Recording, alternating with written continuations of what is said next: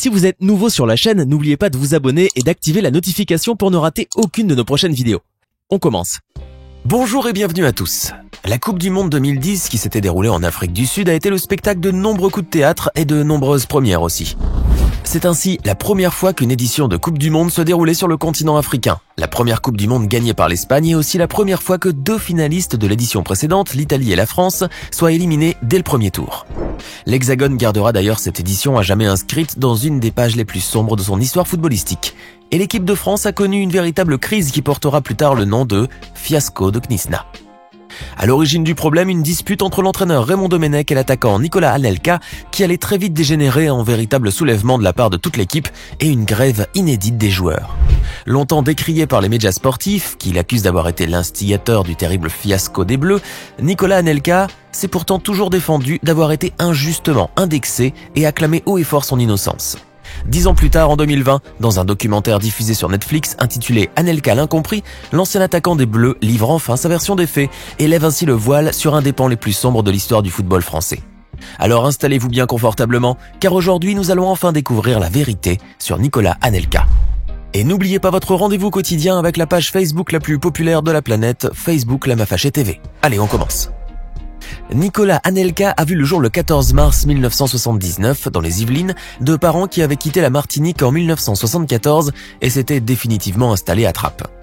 Le petit Anelka grandira ainsi dans la cité chaude de Van Gogh à Trappes et pour s'échapper de la violence de ses rues et de ses gangs, il choisira de s'orienter vers le sport. Anelka s'essaye ainsi à plusieurs sports tels que le tennis ou l'athlétisme avant de finalement opter pour le football, dans lequel il possède un talent quasiment naturel. Après avoir fait ses preuves sur les terrains des quartiers, le petit Anelka, alors âgé d'à peine 7 ans et pas encore plus haut que 3 pommes, allait recevoir sa première licence sportive au FC Trappes Saint-Quentin. Il y jouera jusqu'à ses 14 ans, démontrant au passage toute l'étendue de ses nombreuses qualités, notamment sa force, sa détente, ainsi que sa vitesse spectaculaire.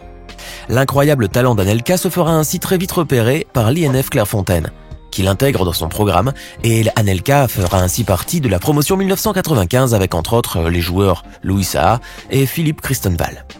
À peine débarqué à l'INF, Anelka allait subjuguer les formateurs par ses incroyables prouesses sur le terrain. Et il sera ainsi placé sous la houlette de André Merel, qui prendra en charge son apprentissage durant 3 ans. Tout au long de sa formation à l'Institut, le jeune Anelka restera assez enfermé sur lui-même, ce qui rendra bien évidemment les contacts avec autrui très difficiles. Mais dès qu'il avait le ballon à ses pieds, personne ne pouvait l'égaler. Son hégémonie quasi totale sur le terrain lui a alors valu d'être recruté par le PSG, alors même qu'il était toujours en formation à l'INF. C'est donc avec le club parisien qu'Anelka entamera son parcours professionnel et jouera son premier grand match contre l'AS Monaco le 7 février 1996, alors qu'il n'avait que 16 ans. Toutefois, Anelka ne restera qu'une saison avec le PSG, puisqu'il sera cédé par le club parisien à Arsenal pour la modique somme de 760 000 €. Une somme bien dérisoire comparée à l'excellence du joueur nouvellement acquis et qui allait très vite devenir le meilleur buteur d'Arsenal, remportant au passage le prestigieux trophée de meilleur jeune de Premier League anglaise. Toutefois, malgré ses réalisations individuelles, Anelka se verra taclé par la presse britannique qui l'accusera d'un manque flagrant d'enthousiasme lors de certaines rencontres. Les rumeurs de plus en plus persistantes de son transfert étaient indubitablement à l'origine de ce revirement de situation en sa défaveur puisque même ses fans anglais avaient commencé à le lâcher. Et en effet, la Juventus comme la Lazio avaient déjà présenté des offres substantielles aux jeunes joueurs, mais Anelka préférera jouer au championnat espagnol et rejoindra donc le Real Madrid pour un montant record de 35 millions €. Nicolas Anelka deviendra ainsi le 5e joueur français à jouer au sein du club royal, après Louis Hon, Raymond Kopa, Lucien Müller et Christian Carambeu. Toutefois, Anelka n'arrivera pas réellement à se démarquer chez les Merengues, et un conflit avec l'entraîneur Vicente Del Bosque lui vaudra carrément une suspension pour une certaine période. Ainsi, malgré son indéniable talent footballistique, Anelka ne brillera pas tellement avec le Real, et de nouveau les rumeurs de son transfert imminent refont surface. Et si la Juve est toujours intéressée par le jeune joueur, c'est finalement le PSG, son club de cœur, qui le recrute de nouveau pour la somme de 34 millions €. En 2 ans, et malgré son grand talent de buteur et de meneur de jeu, Anelka a vu sa cote se dévaluer d'1 million €, une chute de valeur qui ne faisait d'ailleurs que commencer. Car parallèlement à son excellent niveau de jeu, Anelka souffrait d'un manque de communication chronique avec ses entraîneurs, ce qui se reflétait inexorablement sur le terrain et minait la réputation du jeune joueur. Ainsi, et malgré un début de saison très prometteur avec le PSG, ses problèmes avec l'entraîneur Luis Fernandez allaient profondément miner ses résultats. Nicolas Anelka se verra même refuser la sélection au Mondial 2002, qu'il espérait tant jouer, lui qui avait déjà raté celle épique de 1998, qui avait vu la consécration des Bleus et leur entrée glorieuse dans l'histoire du football. Après une saison et demie au sein du Paris Saint-Germain, Nicolas Anelka se verra prêté par son club à Liverpool, puis transféré à Manchester City pour un montant de 15 millions d'euros. De retour au championnat anglais, Anelka allait enchaîner les buts et les passes décisives, mais malgré son excellent niveau de jeu, il ne sera pas sélectionné avec les Bleus pour disputer l'Euro 2004. Un conflit avait en effet encore éclaté entre le joueur et un entraîneur. Cette fois, c'était Jacques Santini, le sélectionneur en place de l'équipe de France de football. Écarté de la compétition européenne, Anelka ne fera son retour avec les Bleus qu'en 2005, lorsque le nouveau coach Raymond Domenech le convoque pour les matchs amicaux face au Costa Rica et à l'Allemagne. Son grand retour en équipe de France un an avant le mondial 2006 laissait donc présager une participation de sa part à cette édition. Mais malheureusement, Anelka se verra écarté encore une fois. Il sera sélectionné néanmoins pour jouer l'Euro 2008, mais cela restera un bien maigre lot de consolation puisqu'il ne marquera aucun but et ne brillera pas par ses prouesses habituelles. Tout comme le reste de l'équipe d'ailleurs. Mais heureusement, le mondial 2010 s'approchait à grandes enjambées et Anelka pouvait enfin espérer y participer et y laisser son empreinte de grand joueur. C'est d'ailleurs lui qui jouera un rôle clé lors du match France-Irlande, comptant pour les éliminatoires de la Coupe du Monde 2010 en inscrivant le but de la victoire à la 72e minute. Ayant ainsi démontré une nouvelle fois ses merveilleuses qualités offensives, Anelka pouvait donc compter sur Domenech pour le sélectionner. Effectivement, Anelka avait vu juste puisqu'il sera enfin retenu dans la liste des 23 joueurs choisis par Raymond Domenech le 24 mai 2010. Nicolas Anelka pouvait ainsi enfin concrétiser son rêve de jouer pour la Coupe des Coupes. Et pourquoi pas atteindre la consécration ultime. Mais dès le premier match, Anelka allait déchanter, tout comme le reste de l'équipe de France ainsi que Raymond Domenech lui-même. Ainsi, après avoir concédé un match nul avec 0 but face à l'Uruguay, la France allait carrément s'incliner sous les coups de massue de la sélection mexicaine par 2-0.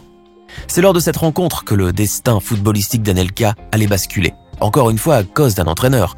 Cette fois, ce fut Raymond Domenech. En effet, lors de la mi-temps, alors que les Bleus étaient sacrément malmenés, mais le score toujours à 0 partout, le coach fit une interruption véhémente dans le vestiaire des joueurs. Il est clair qu'à ce moment précis, avec l'adrénaline de l'effort et la frustration d'être tenu en échec par une équipe adverse très forte, les nerfs des joueurs étaient à fleur de peau. Raymond Domenech a ainsi eu une petite altercation avec Nicolas Anelka, et si les deux hommes se sont ainsi véritablement accrochés un peu au vestiaire, l'affaire prendra une toute autre gravité lorsqu'elle sera traitée par la presse sportive française. Ainsi, le quotidien L'Équipe titrait 2 jours plus tard sur sa une des propos peu reluisants qu'aurait tenu Anelka face à son sélectionneur, le fameux « va te faire sale fils de p***».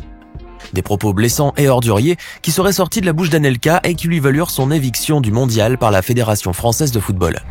La suite sera connue sous le nom de fiasco de Knysna, puisque les coéquipiers d'Anelka, dans un élan solidaire, se sont mis en grève et ont refusé d'aller s'entraîner. Et l'équipe de France allait être finalement disqualifiée à l'issue du premier tour suite à sa défaite par 2-1 face à l'Afrique du Sud. Pourtant, l'histoire ne retiendra du fiasco de Knysna que la prétendue rébellion d'Anelka et surtout de ses invectives bien salaces proférées à l'encontre de Raymond Domenech. Nicolas Anelka a donc non seulement été écarté une énième fois du mondial, mais il a dû aussi traîner cette réputation de saboteur, voire quasiment de traître à la nation, puisqu'aux yeux de beaucoup, ce fut lui l'instigateur de la grève des autres joueurs. Mais une décennie plus tard, Anelka a enfin décidé de sortir de son silence, suite à la sortie d'un documentaire produit par Netflix intitulé « Anelka l'incompris ». L'ancien attaquant de l'équipe de France livre ici sa propre version des faits, loin du tumulte et de la polémique créée par la presse à scandale. Car en vérité, Anelka n'a jamais proféré de telles insultes, qui d'ailleurs seraient indignes de lui, et le principal mis en cause l'a même certifié lui-même.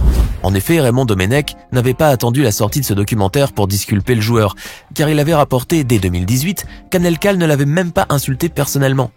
Tout ce qu'aurait dit Anelka, c'est la phrase « T'as qu'à la faire ton équipe de merde », ce qui est beaucoup moins grave que ce qui lui a été attribué par les journalistes sportifs. On peut en effet aisément comprendre un petit dérapage comme celui-là, surtout dans un moment aussi stressant pour toute l'équipe, coach y compris. Et ce n'est certainement pas ce genre d'invectives quasiment anodines qui sont punies d'une telle manière, à savoir une éviction de l'équipe nationale en pleine Coupe du Monde. En privant un des meilleurs joueurs de l'histoire du football français de sa grande consécration mondiale, la Fédération française de football a prouvé le degré infâme de son incompétence. Ce qui lui a valu d'ailleurs la démission de son président Jean-Pierre Escalette quelques jours à peine après ce terrible fiasco. Ainsi, et après avoir attendu plusieurs années pour enfin s'approcher du mondial, les rêves de gloire d'Anelka se sont estompés tels des mirages. L'acharnement des médias et leur falsification de la vérité ont été les véritables causes du fiasco Knysna. Et si la presse ne s'était pas mêlée de ce qui se passe entre un joueur et son coach, et n'avait pas rajouté son grain de sel, peut-être que la France aurait eu un tout autre parcours lors de cette bien triste Coupe du Monde. Pourtant, la seule chose qui fut vraiment pénible à supporter pour Anelka durant toutes ces années, ce n'est pas tant les fausses accusations dont il a été la cible, mais surtout le fait qu'on lui a gâché tout simplement son rêve de gosse.